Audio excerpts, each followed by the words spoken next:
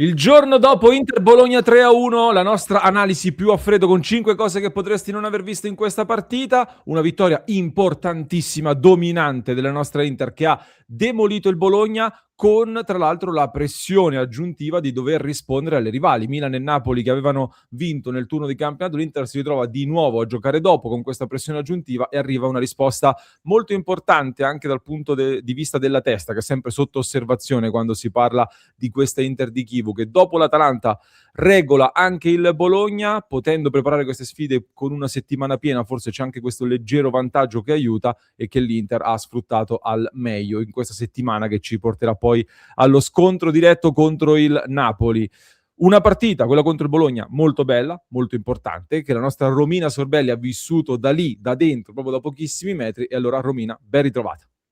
Ciao Lore, ben ritrovato a te, ciao a tutti i nostri amici, con un ottimo umore oggi, parte bene la settimana dopo questa bella vittoria per l'Inter, è stato un privilegio vederla da San Siro. Con un freddo abbastanza importante, direi. Freddo da segnalare, freddo impegnativo, però ci siamo scaldati con una bella prestazione, tanta esultanza e quindi poi alla fine è stato comunque piacevole nonostante il freddo. E allora, visto che questo è uno dei format più apprezzati sul nostro canale, dove vi parliamo di cose che potreste non aver visto, tra spunti tattici, notizie, retroscena e anche tanto mercato su cui tra poco arriviamo, chiaramente la possibilità di avere la nostra Romina direttamente allo stadio aggiunge dei dettagli importanti su alcuni temi che tra poco vi sottoponiamo, per cui intanto ben ritrovati, mi piace, iscrizione al canale se non l'avete ancora fatto e grazie al vostro supporto il progetto cresce sempre di più, quindi vi aspettiamo anche nel club con il QR code che è sopra la nostra Romina, non ci arrivo a indicarlo, comunque è lì in alto. Club di Passione Inter, stasera alle 22 come ogni lunedì, appuntamento esclusivo con la community. Romina, io partirei subito dal commento di questa partita con dei dati che sono nettissimi, di un Inter che ha creato quasi 3 expected goal, 19 tiri contro i 6 soltanto del Bologna, 10 tiri nello specchio della porta da parte dell'Inter di Chivu contro un Bologna che dicevamo insieme all'Inter era prima di questa partita erano le due squadre che concedevano meno tiri agli avversari, con una differenza, ovvero che l'Inter concede anche meno expected goal, quindi meno pericoli potenziali, mentre il Bologna ne concede un po' di più, perché il Bologna ha questo gioco anche aggressivo, in alcuni casi non dico spregiudicato, ma coraggioso, che porta a concedere non troppi tiri, ma tiri abbastanza pericolosi. Ecco, diciamo lì dallo stadio a te che impressione ha fatto questa partita, che cosa hai visto? Sì, i numeri ci dicono quella che è stata poi di fatto la partita loro, perché l'Inter ha dominato in lungo e in largo sia nel primo tempo che nel secondo tempo, non c'è stata mai l'impressione che il Bologna potesse essere in alcun modo pericoloso, quindi è stata veramente una partita dominata con l'Inter che forse ha sfruttato meno occasioni rispetto a quelle che ha avuto, poi la partita è finita comunque contro il gol, quindi abbiamo prodotto abbastanza, ma rispetto a quello che abbiamo creato c'è stata l'impressione che potevamo sempre fare quel pochino in più, però ribadisco è stata una partita veramente dominata dall'Inter con un Bologna che ho visto abbastanza in difficoltà. Il gol sì, è stato un po' un gol fortuito così che potevamo tranquillamente evitarci, però ribadisco ho poco da segnalare in negativo perché è stata un'Inter convinta, volenterosa, dominante, roboante, tutto quello che vogliamo, una delle migliori Inter probabilmente che ho Sì. visto a San Siro in questa stagione, devo essere onesta. Concordo, un Inter che poteva chiudere sul 3-4-0 primo tempo, nonostante Sì. questo Ravaglia migliore in campo del Bologna la dice lunga. Fa abbastanza specie, ecco, che l'Inter abbia bisogno di creare così tanto comunque per segnare, mentre dall'altro lato vedi un Milan che con il gol contro il Cagliari segna per la 12ª volta al primo tiro sostanzialmente, quindi è abbastanza un dato che fa discutere, così come dall'altro lato io ho rosicato un po' per il gol subito, perché è un Inter che stava normalizzando i dati difensivi anche a livello di gol subiti. Arriva questo gol nel finale che ci toglie quel clean sheet, sarebbe stato il 9° in campionato, al pari della Lazio l'Inter sarebbe stata la migliore e ti toglie un po' quella imbattibilità. Che dici? Sì, sono d'accordo, avrebbe tolto anche un po' forse un peso sulle spalle di Sommer, che in questo periodo è un po' discusso, no, continua ad essere discusso e quindi ovviamente, subendo un gol in una partita che hai dominato ci sarà sempre la critica al portiere. Ho letto critiche, a Sommer, ascoltato critiche a Sommer, quindi anche quel lato lì, sicuramente ribadisco, in una partita dominata in lungo e largo è un peccato prendere quel gol, però l'Inter sta dando più garanzie secondo me a livello difensivo e anche, no, il terzetto difensivo che stiamo vedendo con Bissek, Akanji e Bastoni mi sembra funzionare anche molto, molto bene. Poi ribadisco, ieri il Bologna non è stato particolarmente pericoloso, quindi bisognerà capire anche contro avversari che ti metteranno molto più in difficoltà, però mi sembra che stiamo girando bene, ecco, sia davanti che dietro. Secondo me il tema più che altro sarà contro avversari come il Napoli che fanno una fase Esatto. difensiva molto più accorta, molto più coperta rispetto a quello che fanno altre squadre, perché l'Inter comunque sta dando dimostrazioni importanti. Ma io andrei subito alla seconda considerazione e seconda notizia da analizzare su questa partita che riguarda il mercato. Qui la nostra Romina ha riportato le parole di Marotta che potete leggere e recuperare. Per me, Romy, la sintesi delle parole di Marotta è: l'Inter punta su Joao Cancelo, vuole provare a prendere Joao Cancelo, se non ci riuscirà comunque arriverà un esterno, perché Dumfries è un problema che si è venuto a creare e un esterno l'Inter lo necessita, ne ha bisogno. Su Frattesi resta un attimino in stand-by, abbiamo anche degli aggiornamenti, ti chiedo se sei d'accordo con questa visione e che cosa hai raccolto tu dallo stadio a livello di notizie. Sì, allora parto dall'ultima, da Frattesi, proprio perché sono arrivate un po' di notizie dallo stadio. Diciamo che nelle ultime ore c'è la percezione che il giocatore abbia aperto un po' di più alla possibilità turca, a differenza dell'inizio che sembrava un po' così, più non molto convinto. Quindi da quello Sì. che si percepisce c'è questa possibilità di un'apertura, nei confronti del Galatasaray, che comunque propone secondo me una buona formula per l'Inter. E al di là di questo c'è anche la possibilità che possa arrivare addirittura un sostituto, per Frattesi, che potrebbe essere insomma la notizia forse, la notizia aggiuntiva a questa questione, anche se l'Inter in questo momento a centrocampo onestamente, credo che sia ben messa, perché abbiamo anche dei giocatori che stanno ritrovando un'ottima forma, penso a Zielinski ovviamente in assoluto, però questa secondo me è la notizia, un Frattesi che apre alla possibilità turca e la possibilità addirittura di avere un giocatore in entrata a centrocampo. Su Cancelo, diciamo che non ci sono molti aggiornamenti, l'Inter sta di fatto aspettando il giocatore su cui ha puntato tutto. Mi auguro, e da quello che sembra anche dalle parole di Marotta, dovrebbe essere così, mi auguro che nel caso in cui non dovesse arrivare il sì di Cancelo e dovesse andare al Barcellona, ci sia ecco un piano B per coprire comunque quella che è di fatto un'emergenza e che proprio dopo ieri aumenta perché non abbiamo più neanche Diouf a disposizione per Sì. il momento e quindi per il momento puntiamo tutto su Luis Enrique e un Carlos Augusto adattato se proprio dobbiamo. Leggero affaticamento per Diouf, nelle prossime ore ne sapremo di più. Su Luis Enrique tra poco ci arriviamo. Su Cancelo ti aggiungo un dettaglio importante. Anche il giocatore comunque ha fretta, c'è anche una questione regolamentare, ovvero il Barcellona comunque non può attendere in eterno e non può decidere il 20 o 31 gennaio se prendere o meno Joao Cancelo alla luce dell'infortunio di Christensen e di tutto quel giro che devono fare in ottica fair play finanziario. Sì. Per cui siamo dentro le ore decisive per Joao Cancelo. Secondo me nelle prossime 48 ore capiremo se andrà al Barcellona o se verrà all'Inter. Poi lascio alla chat discutere nei commenti ai tifosi, decidere se per voi è un problema che lui abbia questa preferenza per il Barcellona e l'Inter rappresenti una sorta di alternativa oppure no.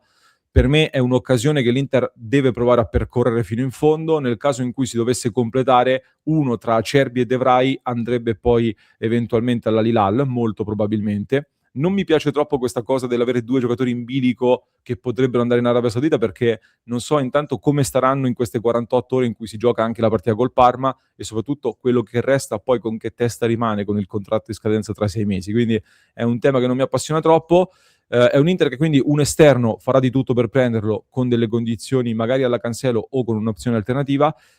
Se ci sarà questo tesoretto da Frattesi che potrebbe andare in prestito con un riscatto che l'Inter vorrebbe obbligatorio per una cifra complessiva attorno ai 35 milioni, che è una cifra molto importante, con Frattesi che andrebbe a percepire circa 5 milioni di euro quando l'Inter ne percepisce 3, quindi un ingaggio molto significativo.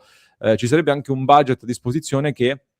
Romina parlava, attenzione a un possibile nuovo centrocampista che sarebbe più un interditore strutturato come vorrebbe Kivu, che ha chiesto anche un difensore, quindi è un Inter in grande fermento, non penso che riuscirà a fare 3 acquisti, non credo proprio, però c'è un gioco di incastri in base alle opportunità che si presentano da tenere d'occhio. Romina, allo stadio tu hai messo la Romina Cam, dicevamo ieri, su Thuram. Che partita è stata?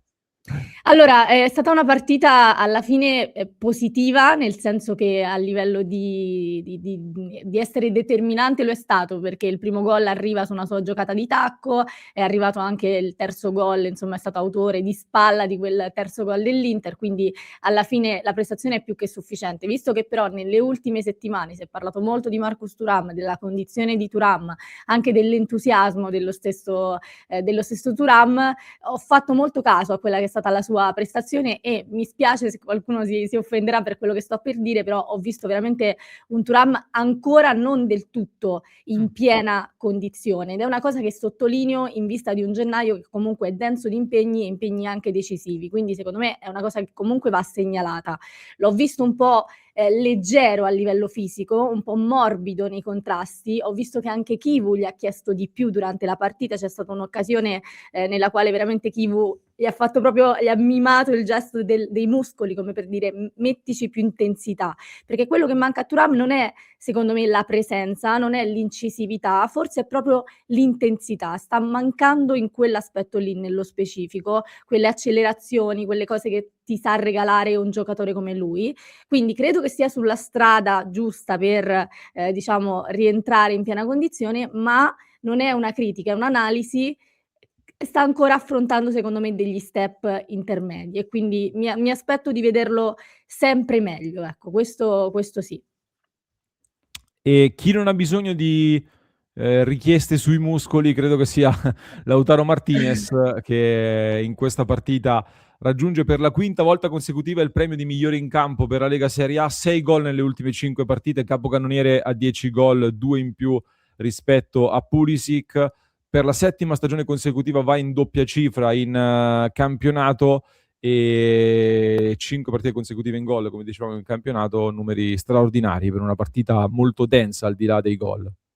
Sì, su Lautaro non possiamo dire nulla. A me fa impressione, non voglio esagerare, perché poi sembra che uno vuole essere troppo esagerato, però a me Lautaro dal vivo fa impressione, perché è ovunque, si spende ovunque, con e senza palla, al di là di quello che ti dà a livello realizzativo, ma è un giocatore che è veramente dentro la partita e l'Inter quando Lautaro è in questa forma gira non alla perfezione, però gira sicuramente, benissimo. Quindi veramente e soprattutto io sottolineo la continuità di rendimento di Lautaro, perché spesso si è parlato, no, del fatto che magari ogni tanto stacca la spina. Nelle ultime settimane soprattutto stiamo vedendo un Lautaro che sta trovando una continuità realizzativa e anche di condizione veramente impressionante.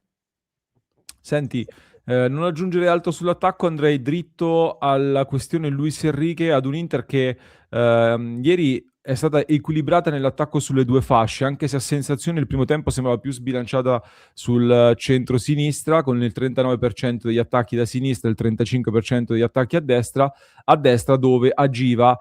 Luis Enrique, che nella partita di ieri chiude comunque con 53 palloni toccati, quindi un coinvolgimento non banale per un giocatore che al termine del primo tempo era il settimo giocatore più coinvolto dell'Inter, cioè Barella, Thuram, Sommer e Zielinski avevano toccato meno palloni di Luis Enrique. Zielinski primo tempo solo 23 palloni giocati, adesso ci arriviamo. Un Luis Enrique che, anzi ti chiedo prima di far vedere dei numeri, tu che voto dai alla partita? Perché ho letto la Gazzetta 5,5 e lo ha massacrato ancora. Corriere dello Sport 7 e lo ha esaltato. Allora io farei una media tra le 2 praticamente, cioè io mi terrei su una sufficienza, ecco, senza esagerare, un 6, 6 e mezzo,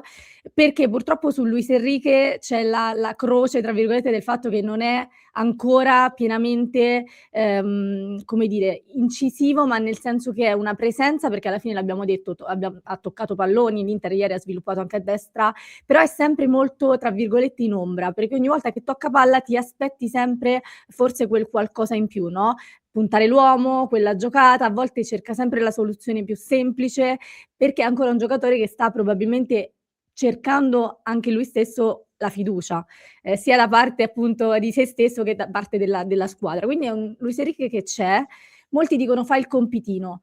fa quello che deve, cioè non dà né troppo, non incide come può incidere un Dumfries, non incide magari come ci si aspetterebbe da un giocatore sulla corsia destra dell'Inter, però è uno che fa il suo, onestamente. Quindi io non credo che sia da condannare come molti stanno facendo, neanche da elogiare, perché il 7 è un voto molto importante, secondo me, e quindi troverei un equilibrio, gli darei una sufficienza. Credo che giocare gli faccia bene, credo che gli serva mettere i minuti nelle gambe, credo che gli serva capire anche un po' le dinamiche, entrare un po' in quelle che sono le dinamiche dell'Inter e avere più fiducia da parte della squadra. Però io ribadisco, è sufficiente, quindi se vogliamo dirlo è sufficiente, senza andare oltre. Io sono d'accordo con te con il fatto che giocare gli faccia bene, ottava partita consecutiva. Come ho sempre detto, io temevo che un brasiliano che arriva dalla Francia a livello difensivo mi combina dei disastri, e invece non ha sbagliato praticamente mai nulla a livello difensivo. E a me ieri è piaciuta subito la primissima giocata su Cambiaghi, perché Cambiaghi è un giocatore che io rispetto molto, che mi piace, che ti mette in difficoltà, e Luis Enrique l'ha disinnescato subito, grazie anche a un ottimo Bissek che ha fatto un'ottima partita, secondo me. Luis Enrique è molto disciplinato, mi sembra un giocatore intelligente tatticamente e che sa trattare bene il pallone, quindi ha delle caratteristiche interessanti. In una partita in cui si è preso meno rischi di Di Marco, quindi alla fine risulta avere delle percentuali di passaggio nettamente superiori a Di Marco, quindi con un'ottima precisione dall'85 al 90% di precisione nei passaggi, rispetto ad un Di Marco che si attesta sul 70%, poco più, e che ha vinto 3 duelli su 3, 5 palloni recuperati, quindi buoni numeri anche dal punto di vista difensivo per Luis Enrique, che però a un certo punto, Romy, deve essere coinvolto un po' di più, anche lui ha chiesto il pallone. È un po' scocciato, a un certo punto mi è andato l'occhio su Luis Enrique, perché era totalmente solo sulla corsia di destra in un momento in cui l'Inter stava sviluppando a sinistra, c'era diciamo, era un momento concitato sulla sinistra. Lui ha fatto proprio il gesto del sono qui, sono da solo, nessuno se lo è filato praticamente, e l'ho visto totalmente tipo alzare le braccia come per dire vabbè, niente, non me la passano sta palla, e quindi è andato un po' così. Però è stato un momento in cui mi è caduto l'occhio e c'è stato questo siparietto, ma in realtà ribadisco, ieri comunque alla fine la squadra sembra dai numeri averlo coinvolto più del solito, perché stanno cominciando adesso forse un po' di più a ritrovare la corsia di destra. Ultimo punto, che prestazione Zielinski, ancora una volta, gol importantissimo perché arriva in un momento in cui l'Inter si stava un pochino innervosendo, adesso ci arriviamo. Chivu ha confermato dopo l'Atalanta la stessa formazione con Sommer tra i pali, Bissek, Akanji, Bastoni in difesa, Luis Enrique, Di Marco sulle fasce, Barella, Ciala, Zielinski preferito a Mkhitaryan, e questo secondo me è un messaggio chiaro che arriva a livello di gerarchia. Lautaro Thuram davanti, diversi giocatori differenti rispetto alla Supercoppa italiana. Non c'erano Martinez, non c'era De Vrij, non c'era Bonny, non c'era nemmeno Mkhitaryan, appunto. Questo per me non significa che l'Inter abbia snobbato la Supercoppa italiana, ma che lì erano necessarie e inevitabili delle rotazioni che nel momento in cui puoi lavorare per una settimana sulla stessa partita, certo che diventano differenti. Zielinski troppo importante per questa Inter, con il suo tasso di qualità, una mezzala che segna è fondamentale, lo fa soprattutto Romy nel momento in cui l'Inter si stava nervosendo per l'arbitro guida, che a livello di gestione dei cartellini ha lasciato piuttosto a desiderare, secondo me, soprattutto nei primi 30-45 minuti. Sì, primo tempo la gestione dei cartellini è stata abbastanza assurda, con la sfortuna, se vogliamo, che i primi ammoniti sono stati proprio giocatori dell'Inter, cioè c'è stata un po' una rivolta da parte di San Siro sul fatto che appunto sembrava essere più propenso ad ammonire o comunque a penalizzare l'Inter, ha interrotto anche qualche azione che poteva tranquillamente evitare di interrompere. C'è stata una sorta di rivolta di San Siro, che non cito perché non sono state, diciamo, parole educate, però ti assicuro che ha rumoreggiato parecchio e che da parte del tifo c'è stata veramente una rivolta. Al volissimo su Zielinski, perché ci tengo a dirlo, veramente contenta per quello che sta facendo vedere, e la cosa più importante è avere a disposizione un centrocampista, una mezzala che trova il gol e ti sblocca la partita, perché Mkhitaryan qualitativamente è intoccabile, o perlomeno è sicuramente, ha fatto delle stagioni da intoccabile, però gli è mancata, soprattutto negli ultimi anni, la qualità, no, nel gol, cioè trovare la porta, cercare la porta, non tanto nel tentativo quanto proprio nella riuscita, e Zielinski è un centrocampista che segna, quindi questo fa tutta la differenza del mondo. Però devo dire, ieri quando ho visto Mkhitaryan con lo scarpino bianco mi sono Mi sono esaltato molto, mi ha riportato ai vecchi tempi di Chili Gonzalez, di Emre con lo scarpino bianco che mi hanno emozionato, Recoba anche con lo Ma scarpino bianco. ecco, Recoba, ma poi ribadisco, Mkhitaryan è sempre, cioè in questo momento non è Elegante. che vogliamo vederlo in panchina, però con un Zielinski così è difficile pensare di Certo. vedere Miki, quindi è un po' per uno, dai, vediamo, un po' per uno. Assolutamente, però lo scarpino bianco mi emoziona sui giocatori di classe così. Romina, grazie. Grazie a te Lore, grazie a tutti e ci risentiamo presto. Forza Inter, abbiamo iniziato benissimo quest'anno, sono molto contenta. E allora vi aspettiamo nel club per continuare a seguire l'Inter, continuare a crescere insieme. Trovate il QR code in alto sopra alla nostra Romina che incombe lassù, lo scannerizzate ed entrate nella nostra community dove stasera, come ogni lunedì alle 22, ci sentiamo per parlare insieme di tutti questi argomenti di mercato e ci saranno sicuramente aggiornamenti sul caso Cancelo e non soltanto. Quindi vi aspettiamo lì e in diretta alle 19:30. In descrizione trovate anche un altro approfondimento per chi ci ascolta in podcast, mentre per chi ci segue su YouTube vi basta cliccare qui.